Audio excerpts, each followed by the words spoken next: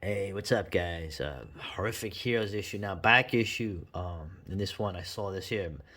This one goes over some of the other. You can't go. I mean, I guess you could go over all the horror heroes. Particularly Marvel had the corner on that. DC had still like this mystery titles, right? These anthologies, but Marvel had like in the 70s, like many things, Marvel had really gone all out with actual horror characters, protagonists. Obviously, Tomb of Dracula was one of the ones I had mentioned, but Ghost Rider, Werewolf by Night, Morbius, The Living Mummy, all these cool characters, and Man Thing. Now, I have not really read a lot of Man Thing. I always kind of liked Man Thing when I saw him, but back in the day, when you were a kid, you saw comics kind of haphazardly. Yeah, you would maybe get something off the rack in the supermarket, or you would find it mostly in a bookstore,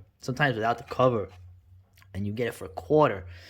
Um, I wasn't really too familiar with Man Thing. I knew that the difference between Man Thing and Swamp Thing, who was DC's swamp creature, was that Man Thing didn't talk, and Man Thing just reacted. You never saw his thoughts in any kind of panels. And then also Man Thing, if he touched you, if you were evil, right, and he would touch you, he would burn you. I thought that was kind of a cool aspect to him, and the fact that I think once again this guy, man, Roy Thomas. I mean, he's the editor of this stuff, but Roy Thomas really, man, I consider him like he the main Marvel guy, even more than Stan Lee in terms of the '70s stuff. Is when you start to get crazy. I mean, the '60s stuff was great, right? But the '70s stuff, and this guy has a hand in almost everything. Obviously, and an interesting point here, right? Black and white magazine meant that the story didn't have to conform to the rules of the comics code. This is why you saw, was it Eerie, the House of Hammer, right? The Skywald Publishing. You saw all these magazine-sized comic books, but they weren't comic books; they were magazines. That's how they get around the code. I thought that was really cool. And then black and white. Obviously, Savage Sword of Conan. Everybody remembers that was for older kids. It was more expensive. It was bigger, more racy, more violent. You know. Anyway, great. This issue here is a great. I mean, man, it goes over the whole history of it, right? And there's Len Wein, right? It was interesting. He actually worked also um, on Man Thing, even though he was working on Swamp Thing also. Okay, like I said, of course, the whole idea is that there's an older character from the '40s, the Heap. It's actually the origin for all these things. A swamp creature, which you had in a lot of the pre-code horror, but a swamp creature that was a protagonist, and also didn't talk. And apparently, it was a German World War One fighting ace who crashed into a swamp and was transformed into this kind of super strong, hard to kill sort of hero. But many times, like he mentions, many times Man Thing was kind of like almost a background character in a story. Obviously, the characterization, the pathos, had to be done by usually guest stars, right? And then there's Steve Gerber. This guy such an underrated writer, yeah. And yeah, just cool. Pretty much a good going over it. Although I see this little W, big A. Why did I do that? Why do I bother? You know why? Oh. And the thing here, here's right. You touch it and it burns. Right? So, like I said, I haven't read a ton of Man Thing, but I would like to at some point see if there's any collections. Pretty much, the future of comics is the past, and despite what they tell you, and there's so much old stuff there that you don't have to look at anything new, but once again, there was something in this issue that really struck me. Something that I was totally ignorant of. Quick segue, real quick. I always remember Harvey Comics as a kid, man. Like Casper. We saw Casper. Nah, just kidding. Little hot stuff. Hot stuff. That little hot stuff was a little, like a baby devil. And even Richie Rich, who's actually a nice rich kid. He always wanted to help everybody. and was it, oh, Wendy the Witch, Wendy the Good Little Witch. I remember these comics as a little kid. That's why I was surprised later to find out that the Harvey pre-code horror is probably some of the most grisliest, nastiest pre-code horror you have. But it was interesting looking at this. These old things. Who is that? I forgot the name of this dude. This dude was like Casper's like cousin, who was like a kind of like a jerk. What the hell was his name? Anyway, this was the real cool thing I got from this. I did not know. I never heard of Atlas Comics. I didn't know about this. Atlas Comics apparently, I think if I have my history right from what I've read, Atlas Comics was when I think Stan Lee's uncle Martin Goodman decided something happened. He didn't like the way something went. I think he wanted his son to be the publisher or something. It didn't work out, so he left and he got mad and said, I'm gonna make my own company. And he got a bunch of good artists and writers on it, and he went head to head with Marvel, and it didn't work out. Apparently this was a very short-lived company in the mid-70s. But the overview here, when they go over it, right, oh man, yo, I gotta do a vid on Kolchak the Night Stalker, best friggin' TV show. Probably one of the best TV shows ever made. But anyway, enough of that. We're here with comics. They go over like the horror characters. Now, these Atlas Comics, you had a whole range of, they were trying to. There's a whole bunch of these comics, but they're focusing on the kind of like horror characters. And man, dude, they should have really done a lot of things with these. These are like taking the horror characters from Marvel and going a step further. So you have here the Brute, right? Night of the Brute.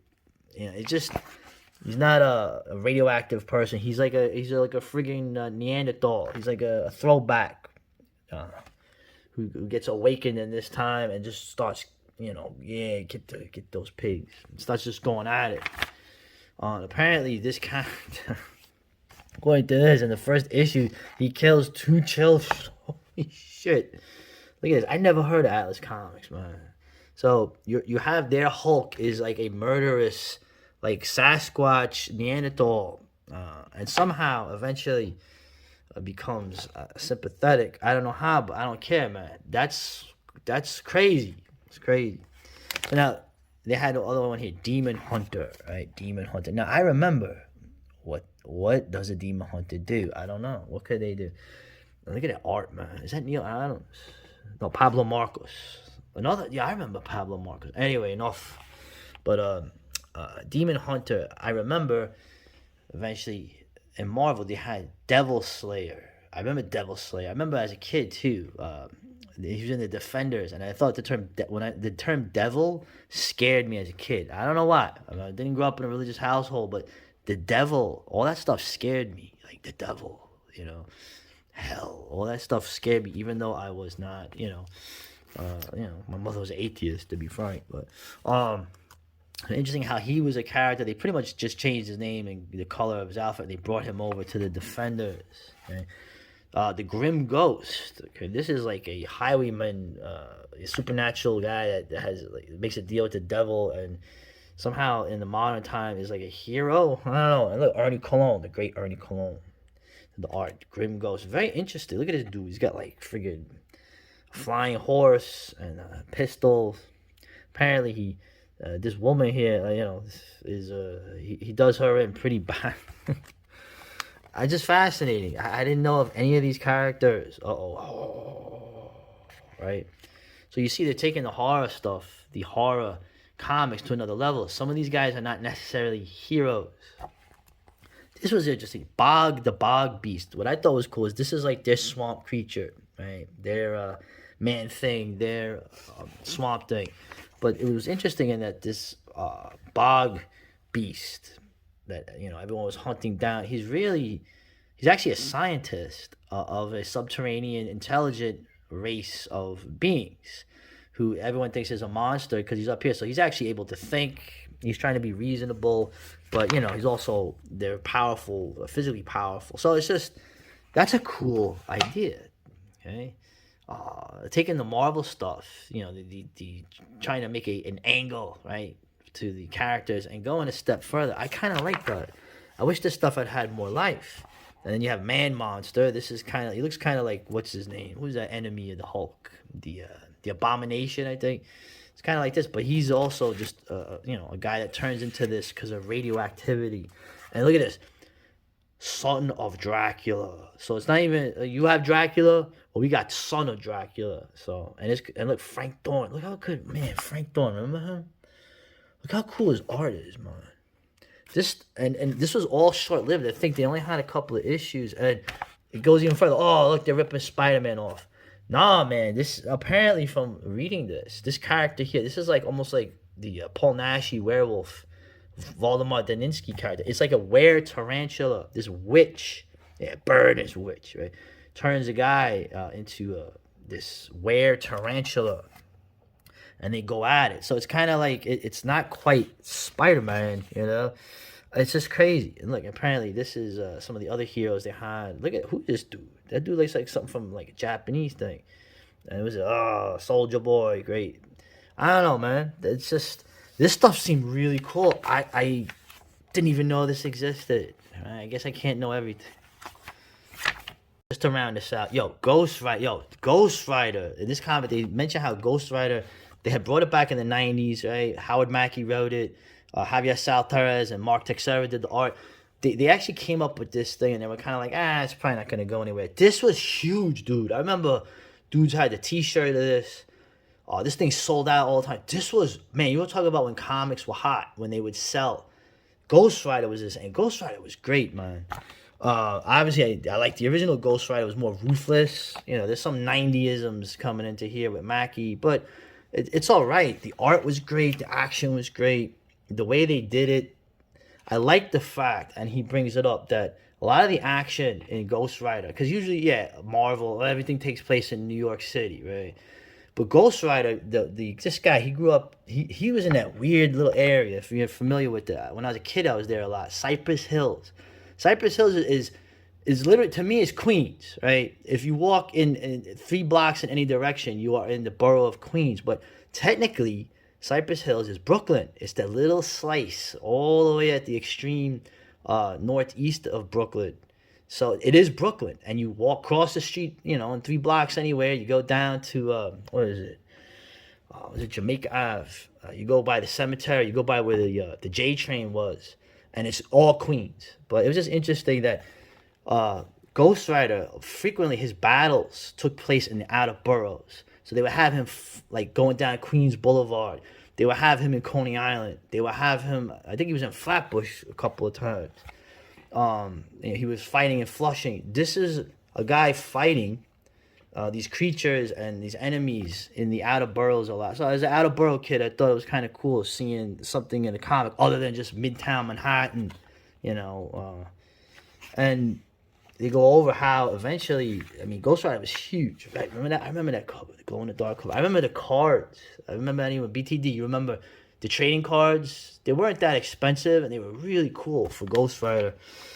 And then they did Midnight Suns, right? And man, Adam Kubert, remember Joe Kubert's son? The Midnight Suns was cool. Remember they brought back Night Stalkers. They brought back Blade. This is when Blade came back, okay? And he wasn't really a Dampier, right? And yet.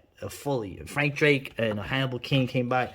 Those were like the best ones. They had some of the other ones that were like, but eventually, like a lot of things, they ran into the mid-90s, that whole it thing with the distribution, when Marvel decided to be the only guy in the block, and then it backfired and the industry got crushed.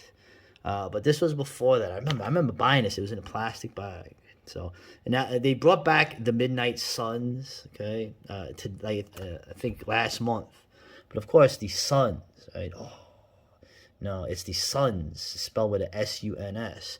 And pretty much the majority of this supernatural group are all female now. How appropriate. Oh, you got a problem with that? It's like, no, I don't. I have no problem with it. That's why I make all these videos. So. And good issue, man. It was cool seeing the 90s Ghost Rider, dude. Anyway, the horror continues forever.